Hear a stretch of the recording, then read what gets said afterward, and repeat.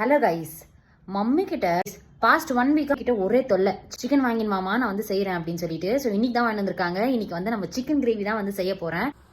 Wow,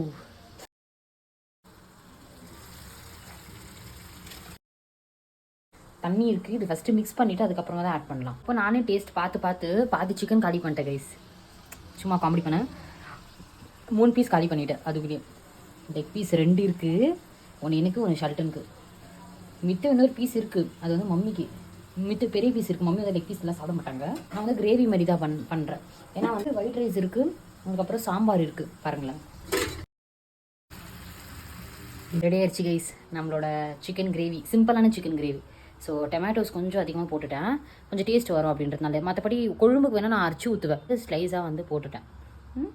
okay guys, tata bye bye. இன்றைக்கி எங்கள் வீட்டில் வந்து chicken gravy, white rice, sambar. உங்கள் வீட்டில் என்ன? டாட்டா பாபாய், சாப்பிட்டு தூங்குங்க.